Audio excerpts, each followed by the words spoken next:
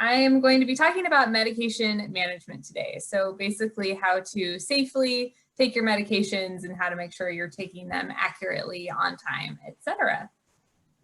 As I said earlier, I work for the Washington Poison Center. I'm one of the public health educators there. So I provide education on a lot of different topics to groups all across the state of Washington. I typically will focus on medication management, medication safety, but I'll also provide education on cannabis use or marijuana, vaping, lead poisoning, all sorts of different things. So first, before I get into all of the medication stuff, I wanted to remind you all what our phone number is and the services that we provide at the Washington Poison Center. So we operate a toll-free telephone helpline that's called the Poison Helpline. It is this number here on the screen. It's available nationwide. You call this phone number and you're going to be routed to a local poison center, and it's going to be completely free information and treatment advice if you ever are exposed to something that might be harmful to you. So that could be medications, that could be chemicals, cleaners, plants, really anything that could be harmful to your body in any sort of way.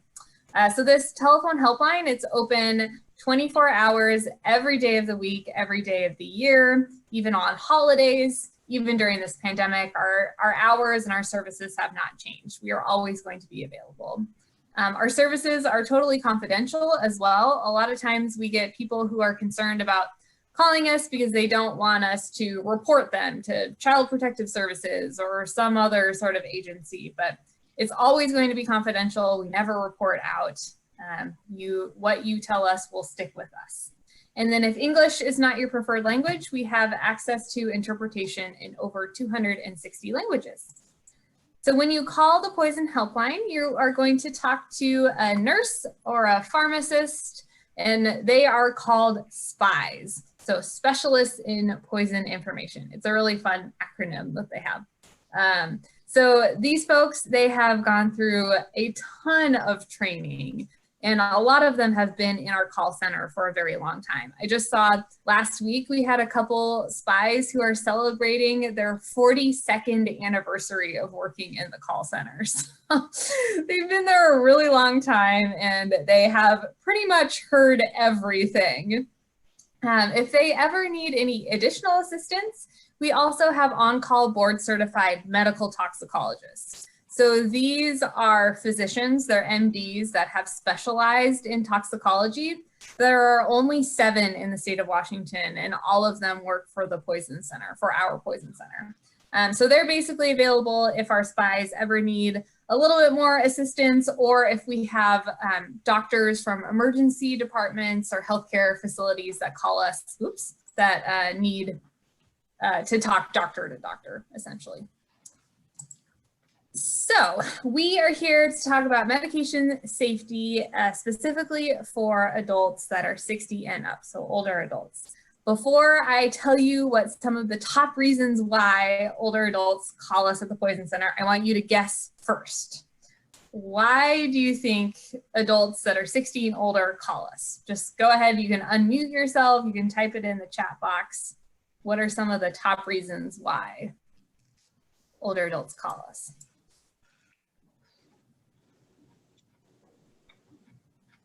Any guesses? You can think about the topic of the presentation today. It's a big hint. All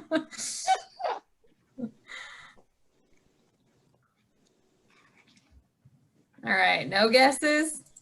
Well, okay, so this chart is actually comparing the first 6 months of this year, 2020, to the first 6 months of last year. And it's looking at the top 4 reasons why older adults call the Poison Center. So the blue bars are this year, 2020, and the orange bars are last year, 2019. So you'll see a few things here. First, medication errors are the #1 reason why older adults give us a call. And we'll talk a little bit more about why that is in a few slides. And that's then the second biggest reason is because of accidental misuse. So that's basically any sort of accident with a non-pharmaceutical product. So household cleaners, disinfectants, hand sanitizers, personal care products. The top substances this year for this category have been bleach and hydrogen peroxide. So it's a lot of people that are using cleaners for COVID precautions. So those are the two main reasons Hi, why the person older you're adults about to speak with has call captions turned on. They'll see captions of what you There we go. So then you'll also see that everything this year has increased. All of those blue bars are bigger than the orange bars. So we'll talk a little bit about why that is as well. Okay, so I'm going to go through those two categories, the medication errors and accidental misuse a little bit. We're going to start with medication errors, talk about what they are and then ways to prevent them. So first, just a basic definition of what medications are. They're essentially any of these 5 wrongs. So there's the wrong dose, which means you took your medications twice, or you took 3 pills when you meant to only take 2 pills.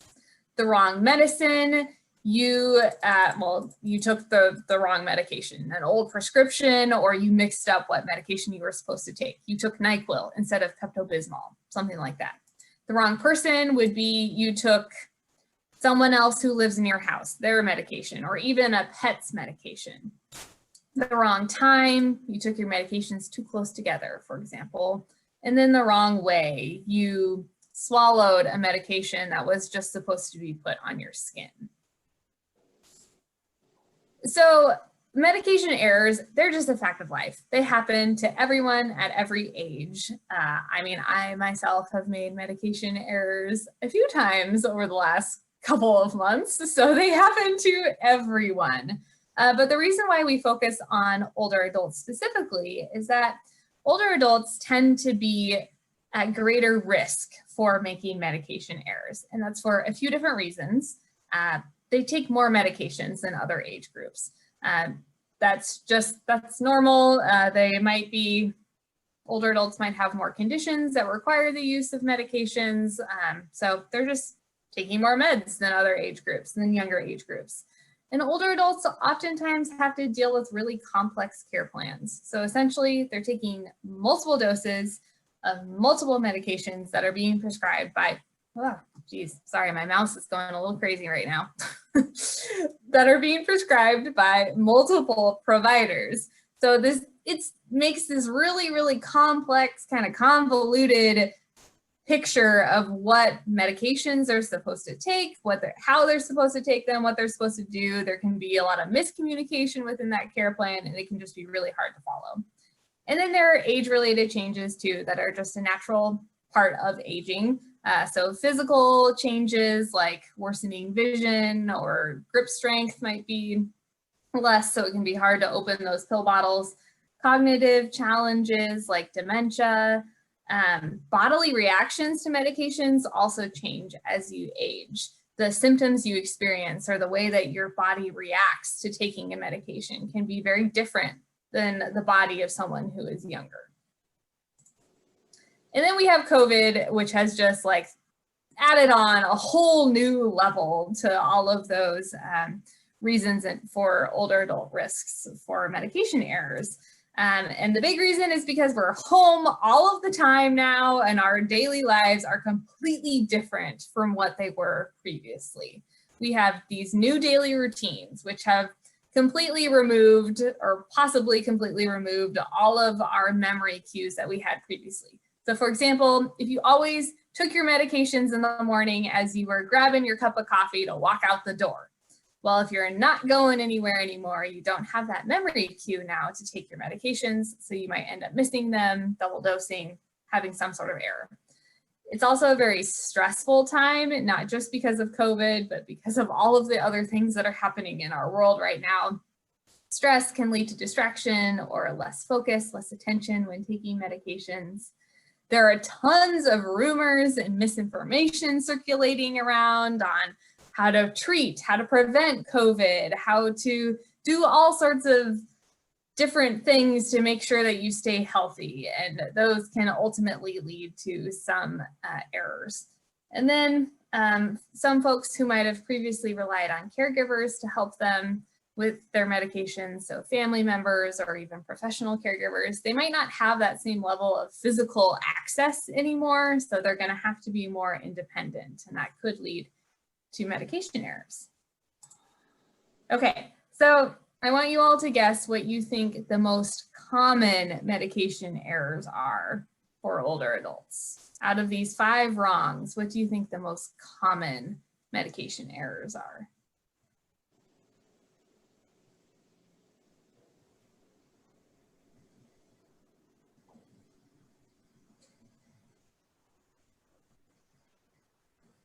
You can type it in the chat box if you don't want to unmute yourself.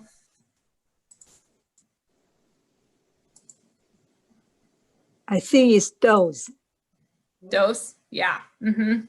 That's a great guess. Anyone else?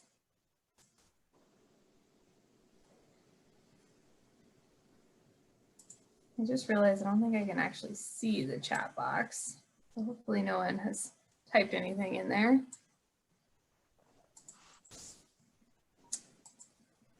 Yeah, so dose is the #1 medication error. So it's typically double dosing, but then other different errors with dosing as well. And then the wrong medicine is the 2nd most common, and the wrong person is the 3rd. Okay, I'm gonna make you guys keep talking to me because this is a lot better if you are engaged in what all these things are, instead of me just yakking at you the entire time. So, okay, so we have some examples of what medication mismanagement looks like, or practices that might lead to medication errors. So this is a picture of a medicine cabinet. I want you to look at this picture and tell me what do you see in there? What do those medications look like? The mess. Yep, it's a mess. Chaotic. Very chaotic. Things are piled on top of each other. You don't even know what's all in there. Yeah, exactly. Anything else?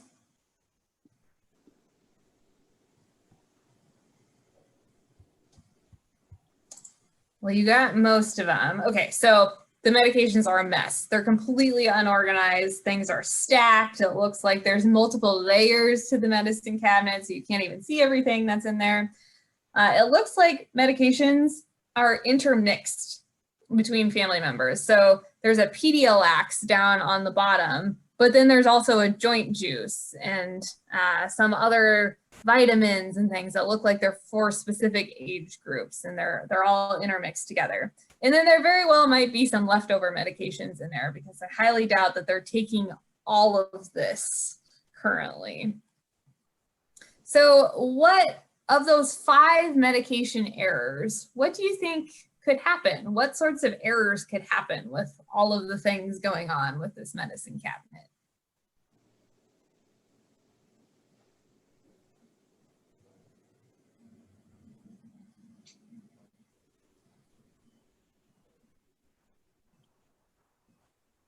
Are you asking which medication error is it? Yeah, which ones do you think could happen? All of them. Yeah. Pretty much. Yep. Oops. There's an error on this slide apparently. All of them essentially can happen.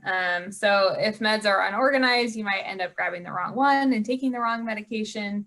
When they're intermixed, apologies for the formatting on this. I don't know how it got so messed up. When medications are intermixed, you could take the wrong person's medication. If there are leftover meds, so unwanted, unneeded, expired medications, really any of the errors can happen. You could take the wrong medication, you could take the wrong dose of a medication, or even the wrong person's. Okay, so next one. What do you think could happen? What errors could happen if someone doesn't have a list of what they're currently taking?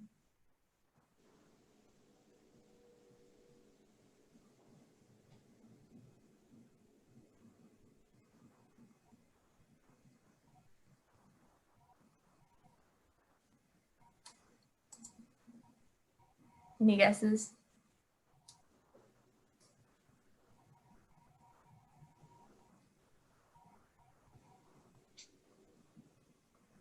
What do you mean by that? Because I don't keep a list where I keep my meds. I just keep my meds there and take them. Yeah. So I'll just give this one to you guys. So we'll talk about medication lists when we go through some strategies, but medication lists can be really important to keep a record of what you're taking, and because it's a good record of what your care plan is. So you know exactly how much you're supposed to take, how to take it, if there are any special instructions that go along with it. You know exactly who is taking what, if there are multiple people in the household taking medications. We'll go through medication lists a little bit more. And I'm going to skip this one since I want to make sure we have enough time. Okay, this should be a no-brainer since it's me talking to you all, but whenever there is a medication error, what do you think the very first step is? What should you do first?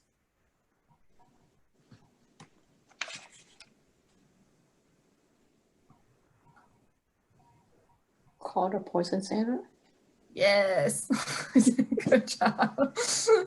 Yes, you're gonna see this phone number a lot throughout this presentation. So hopefully you have it written down or in your cell phone, or it might just be burned into your memory because you're gonna see it so many times throughout all of this. But call the poison center first because you are going to talk to a nurse or a pharmacist. They specialize in medications and all of these different things that might happen to you. So they are very qualified and always available to help you figure out what has happened and what you need to do with a medication error. But there are some really easy ways to prevent medication errors from happening in the first place. And a great way to do so is to have some sort of organizational system. So a physical way of keeping track of your medications. So this can take a lot of different shapes and forms. And the first is some form of a medication calendar. So that could be like this form that I have on the left-hand part of the slide, which is from the Poison Center. It's our form that we provide anyone. It's a medication checklist. So you would just write the name of the medication and then you would check it off after you've taken it. That system doesn't always work well for people though. You could use just a paper calendar, like a wall calendar, your cell phone calendar. There's also a ton of different cell phone apps. Like I use one that's called MediSafe, which is free and it's really easy to use and it gives you reminders and you just check off on your phone when you've taken it. Pill organizers are another good organizational system to make sure that you are taking your medications at the right time and having the right dose of medications. So again, these can take a lot of different shapes and forms. Some pharmacies will offer bubble or blister packaging for your medications. So you can always ask them to do that, where they would essentially take your medications for that specific day and time. So your Monday morning medications, and would package them all together in a little bubble package. So you would just pop all of those out when it's Monday morning and it's time to take those pills. There's also just simple pill boxes, and then there are pill boxes that kind of go up in the level of support that they can provide. Some of them will lock until it is the correct date and time to take your medications. Others will have audio cues or flashing lights. Some will even have essentially a data program where they will call you if you haven't taken your medications yet, or they'll call a caregiver to remind that caregiver that they need to check in with you. So wrong dose can definitely be double dosing, but it can also be very easy to take double dose or to take a larger dose than you intend to when you're taking more than one medication. This is especially an issue with over-the-counter medications because a lot of times people don't realize that the same medication can be in multiple different medications. So I'll give you an example because it's easiest to understand that way. So acetaminophen is Tylenol, but it's also in a lot of other different over-the-counter medications. So if you were to have a cold and you had a headache as one of your symptoms, you might take some Tylenol to help with your headache, but then you also have some sinus congestion, a sore throat, some chest congestion. So then you take a Dayquil as well. Well, Dayquil also has acetaminophen in it. So when you have taken Tylenol and Dayquil, you have unintentionally double dosed on that acetaminophen, which can actually be quite harmful. Even though it's an over-the-counter medication, acetaminophen can be harmful to your body when you take more than you are supposed to. So that's why it is very important to read medication labels closely. So look at the timing of how often you're supposed to take that medication. Is there a maximum amount you're supposed to take within a 24-hour period? And then check those ingredients to make sure that you're not going to double dose. And if you think back to that medicine cabinet, I said that there might be a lot of leftover medications in there. So a great way to make sure you can get rid of those medications and prevent any sort of medication error from happening with them is to take them back to secure medicine return locations. So there are a ton in the state of Washington. We have an excellent program for secure medicine return. All of these disposal sites are free. So you go to this website, takebackyourmeds.org, and you can either type in your city, your zip code, or you can look at a map and it's going to show you where all of the different disposal sites are in your area. So oftentimes these are at pharmacies, so like a QFC or a Kaiser Pharmacy or a Bartell's, or they might be at police departments, sheriff departments. So they're going to be, they look like mail boxes basically. And you take your medications back and you just stick them in the slot and they are securely returned. No one is ever going to open that box and look at your medications. The medications are taken out of there and they're incinerated. So it is the best way to safely and freely get rid of those medications. So these drop boxes, they're going to accept most prescription and over-the-counter medications. There are some that have a few limitations on them though. The website, Take Back Your Meds, will say if there are any sorts of limitations. In King County, this is becoming a bigger or a more accessible option as well, which is disposal by mail. So it used to be that this option was only for people who were homebound. But now that the pandemic is here and people are going out less and may not feel as safe going out, it's becoming a bigger option for people here. So you can go to the website listed in red there, medproject.org, and you can request an envelope. So they'll send you an envelope and you can package up your medications and then just mail it back. And it's the same process that'll be securely disposed of through MedProject. There are some restrictions on what you can mail back though. They don't accept vitamins or supplements or any illicit drugs. So that would include if you were getting rid of like a CBD product, they wouldn't accept that. And they also have different envelopes for injectors and inhalers. So it's just, when you go to that website, it'll really clearly show you what type of envelope you need to request and what the restrictions are on it. Any questions about Take Back Your Meds?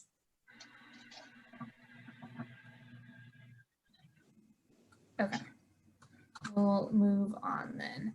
And then it's also a good way to prevent medication errors is to make sure that you have a really solid understanding of what all of your different medications are. And this can be difficult, especially if you're taking a lot of different medications. So we created a little worksheet that you can take with you to doctor's appointments or to the pharmacy that has 10 different questions that you can ask them to really make sure you have a solid understanding of what that medication is, what the instructions are for taking it, you know, if there are any symptoms to like side effects to look out for or any interactions that are possible. So I will make sure that Rachel has all of these forms and materials that I'm going to go over and she can send them out to you at the end of this with the recording. So I have a question. Mhm. How do you question a pharmacist that they gave you the right meds? I was given the wrong meds one time. And as soon as I received it, I went to the water fountain and tried to open it. I was so weak I couldn't open it. So I brought it back to the pharmacist. And she opened it up and she said, "Oh, this is the wrong meds." Ooh. Wow. So how do you question, are you sure this is the right med? So now what I do is when I do take it home, I compare it to what I had before. I always keep 1 or 2 pills from the previous. Yeah, that is a good method for sure. I think also if you look at the label on your prescription bottle, it will tell you what the medication is supposed to look like. It's usually, it might be kind of vague on there, so I don't know. No, that should work too, because I think it'll tell you what the imprint is on the medication. So you can always check that way too. I know at least Kaiser labels will do that. I'm assuming other prescription labels will as well. But I mean, I think it's totally fine to ask a pharmacist too to double check, especially if you've had that problem previously. I think those are probably the best options, just asking, and then you can, yeah, check, compare with what you currently have. The only issue with that is that they might, if they switch generics or something, you might end up with something that's different looking. But then if it's on the label, you can also check that way too. Okay, thank you. So to prevent having a medication error where you take the wrong person's medication, the most ideal thing to do is to store medications completely separate from each other. So keep your medications separate from your spouse's. That's not always possible though, so there are ways that you can really clearly differentiate visually between medications. So you could use different colored pill boxes. So one person always has the green pill box, the other person always has yellow, or you can use colored bands on prescription bottles. So one person can always have blue bands, the other person always has yellow. This image on the slide has these fancy prescription bands, but it does not need to be like that. You can use rubber bands. You could color the caps with Sharpies, different colors, just some way to really clearly visually differentiate between people. And then our last recommendation to prevent medication errors is to safely store those medications. So keep medications out of reach and out of sight, especially if you have any kids, like grandkids or neighbor kids, really anyone who comes into your home. Keep them out of reach and out of sight of them. And if you take any what we call high alert medications, so opioids, cannabis, sedatives, or antidepressants, we recommend locking them up if possible. That's because these medications, they can be very risky if they're accidentally taken by someone else or if they're intentionally used by others. So lock boxes are a great way to securely store them and prevent other people from accidentally or intentionally getting into them. They sell lock boxes at drugstores. You can buy them online. There are lots of different versions of them. They're typically pretty cheap. They can be $10 to $40 depending on how big and how durable or robust of a system you want. Okay, so I'm going to talk a little bit about adverse reactions. So adverse reactions from drugs can be either unintended side effects from a medication, or they can be side effects from drug interactions. Now, adverse reactions with prescription medications is definitely an issue. But what I really want to focus on this slide and today though is the adverse reactions that can stem from vitamins and supplements or alternative and complementary medicines. A lot of times there's this idea that vitamins and supplements are natural, therefore they are safe and there's no harm that can come from them.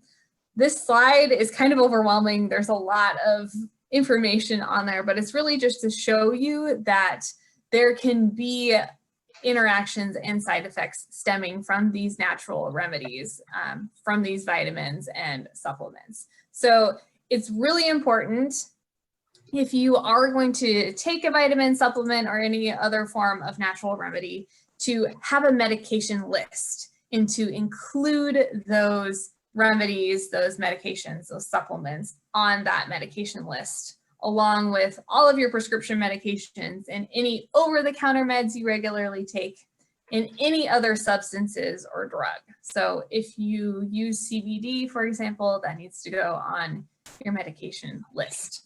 And then you want to take that list with you to every provider appointment that you have or pharmacy visit, just to make sure that it's accurate. You are taking what you are supposed to be taking. You need to take everything that you are taking, and that there are no interactions that are possible between the substances that are on that list. If you don't already have a medication list, we have a development guide that I can send, as well as some template worksheets.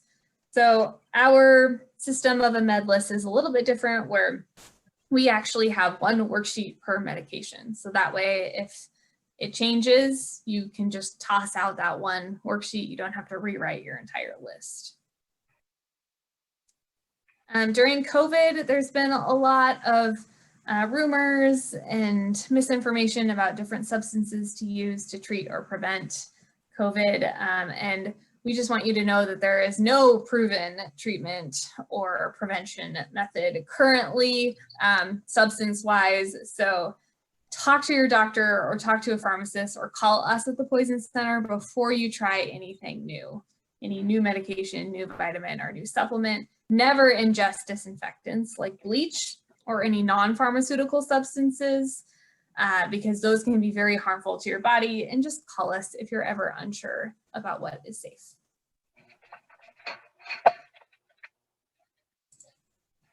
Okay, this last little section of adverse reactions is all about substance use. So I included it in here because substance use can very much have effect on your ability to safely and correctly take your medications. So that can be for a few different reasons. So it can be due to intoxication, or it can be due to interactions from the substance and any other medications you're taking. So this is an issue at any age, but for older adults specifically, substance use can put you at even greater risk of having some issues with your medications, because there are some age-related changes that occur. So those age-related changes can affect how your body processes substances. It might mean that your body processes it slower than a younger person. So that substance is in your body for longer. You might experience intoxication symptoms for longer, or your potential for interactions might be greater if it's still in your body for longer. And then because older adults typically use more medications than other age groups, there can be more potential for interaction. So some common intoxication symptoms with really any sort of substance would be drowsiness, attention, concentration, memory problems, confusion, impaired vision. Some of them can cause some altered time estimation. These are all things that can really affect your ability to take medications safely. And then if there are any drug interactions, those can cause some additional risks to occur. With alcohol, you run the risk of double dosing if you're taking any medications that also have alcohol in them. And then alcohol can also make some medications less effective or even harmful to the body. Like acetaminophen is a good example. If you mix alcohol with acetaminophen or Tylenol, that can actually be very harmful for your liver. Cannabis and marijuana, some specific drug interaction risks with using cannabis or marijuana can be increased drowsiness, increased risk of bleeding, blood sugar effects, blood pressure effects. I'm not going to talk about what the specific interactions are with which specific medications, because it's really, really hard to predict with cannabis. It's a difficult substance to talk about with drug interactions, and it can be really complicated to understand. So that's why just for any substance use, we have these general recommendations to first always just discuss any risks with healthcare providers and pharmacists, or call us at the Poison Center. Especially with cannabis or marijuana, I've talked to our spies and asked them if they're willing to talk to people about drug interactions or any other medication-related risks. And they are very, very willing to do that with these substances. Include substances on your medication list, and then to make sure you can still stay safe with any of those intoxication symptoms, use that organizational system. So the medication calendar, pill organizers, just ways to make sure that you can keep track of your meds and when you're supposed to take them. Okay, so we're coming to the end of this. I just threw a ton of information at you, all sorts of different strategies, all sorts of different risks, etc. So I know it can be a little overwhelming. So I have a tool that I'm hoping will be helpful for you. And it's a self-assessment of medication management. So there is a guide that I will send out to you, or Rachel will send to you, and it is a self-assessment guide. The whole goal of it is to help you determine what practices you currently have with medication. So the guide is divided into 3 categories. There's safe medication storage, medication knowledge, and medication management strategies. Within each of these categories, you are going to be prompted to consider what your current practices are, your personal practices, your environmental practices. And each question prompt is going to be followed by different practices you might use. Let's look at an example. So on the far left, it has the prompts. So this is category 1, safe medication storage, and the prompts are, do you take all the medications you have? Are there any leftover medications? Are there any expired, unneeded, unwanted meds? And then to the right, you will see different options of practices. And these practices are listed or divided based on a stoplight: green light, yellow light, red light. The whole point of the stoplight is to help you assess the safety of that practice. So green light practice would mean you're already following best practices for medication management. Keep on, good job. Yellow light means this practice could put you at greater risk of a medication error. You might want to think about changing it, altering it a bit to make sure that you stay safe.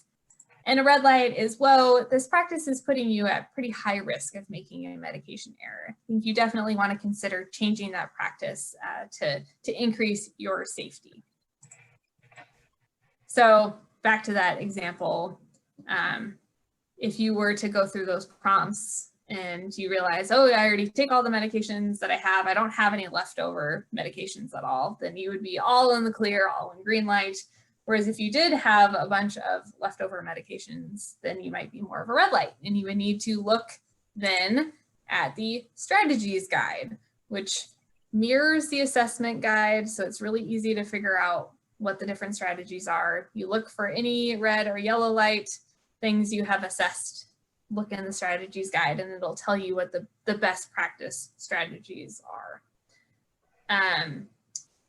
That was really quick overview. If you have any questions with it, please let me know. My email address will be at the end of this, so you can reach out to me if you end up having any questions at all. Last little bit, as much as we want to prevent every sort of medication-related error from happening, mistakes happen, accidents happen. So I just want to be sure that you are comfortable with giving us a call if you need to. One more time, here's that phone number. Hopefully you all have it saved somewhere now. What happens when you call us? You're going to talk to one of those spies, and they are going to ask you a series of questions. What happened? How long ago? How much was taken? How are you? How is that person feeling? It is totally fine if you do not know the answers to all of these questions. They just want to get as much information as they can so they can provide the best treatment advice for you. Then they're going to tell you what you need to do. They'll tell you if you can stay home, which this year, so far, for older adults, we have kept 92% at home. So that's another great reason why you should call us, because if possible, we will keep you home if we can. You won't need to go to your doctor's office. You won't need to go to the emergency room if we can treat you at home. So we'll tell you exactly what you need to look out for, what symptoms to look out for, if there are things you should do, like if you need to flush out something, or if you need to eat or drink something, we'll tell you everything. Sometimes you will need to go to the ER though, and we will tell you if you need to do that, if you can drive yourself, or if you need to call for an ambulance. We will call the emergency room as well to let them know that you're on your way, and we'll suggest a treatment. Oftentimes, we're going to call you back too, if you're at home, just to check how things are going. You can ask us more questions then. You can always call us back if you have more questions. We just want to make sure that everything's going all right. All right, that is all I had. That was a lot of information. Thanks for sticking with me through all of it.